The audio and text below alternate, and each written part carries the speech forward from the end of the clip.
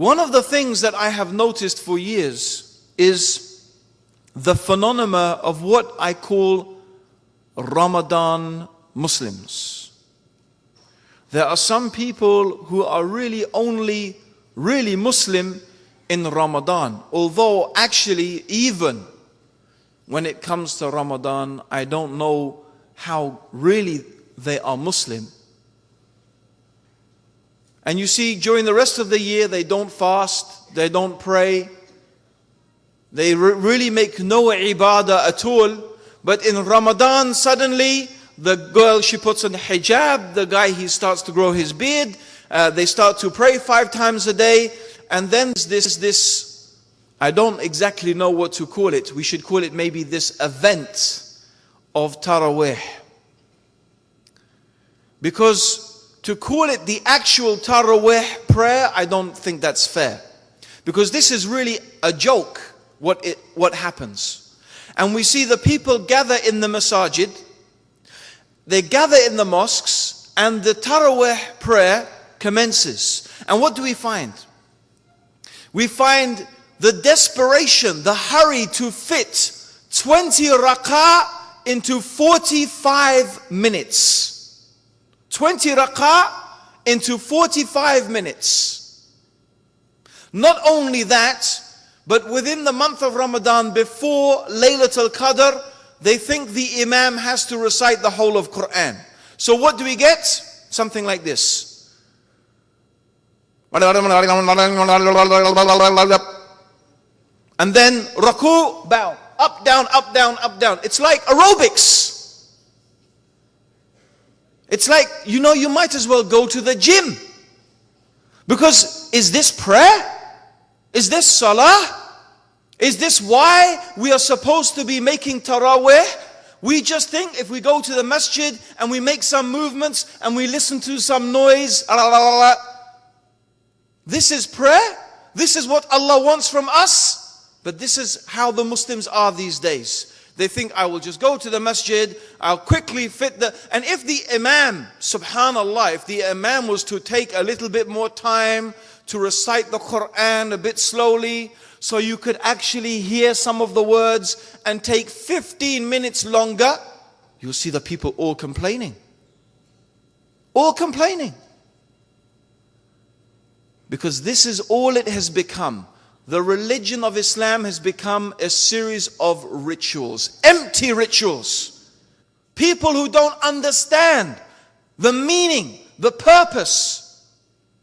Of course, the Sahaba, when they would pray Taraweeh, they would pray the whole night and they would finish just enough time to pray, to go and eat the breakfast before Fajr.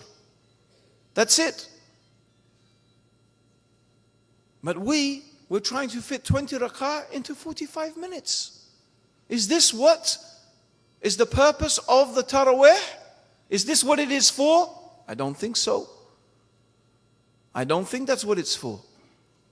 So we find this empty ritual. And the fasting of Ramadan. You see, the month of Ramadan begins and then it ends. And the person is not any different at the end of Ramadan than they were in the beginning. After Ramadan has finished, they go back to doing all the same things that they were doing before. But Allah subhanahu wa ta'ala, He told us in the Quran that Ramadan has a purpose. That there is a reason why Allah subhanahu wa ta'ala, He prescribed Ramadan. And Allah subhanahu wa ta'ala prescribed Ramadan, لَعَلَّكُمْ تَتَّقُونَ, that you may learn taqwa. After Ramadan, during Ramadan and afterwards, you're supposed to get something from it. But the Prophet sallallahu alaihi wasallam said that there are some people who get nothing.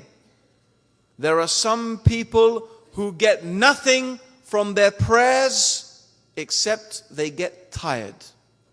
And they get nothing from their fasting except they get hungry and thirsty. Yes.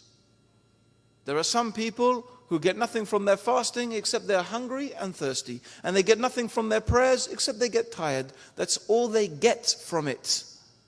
Meaning, really, they get nothing. Because they have not understood what is really the intention, what is the purpose, what is behind these things. And this is what we mean now by the inner dimensions of worship. What are these acts of ibadah? What are they supposed to do for us? Are they just supposed to be outward actions? We always go and ask, you find people will ask the scholars, it's the same question over and over and over again in Ramadan. Am I allowed to use the miswak when I'm fasting? We hear the same question every year.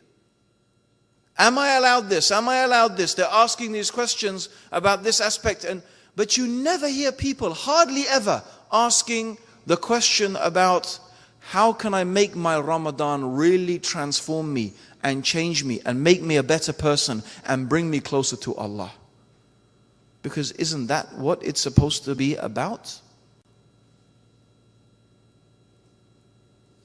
People ask about the fiqh of prayer. Shall I point my finger, wiggle my finger? Shall I raise my hands, put them here, put them here, put them here?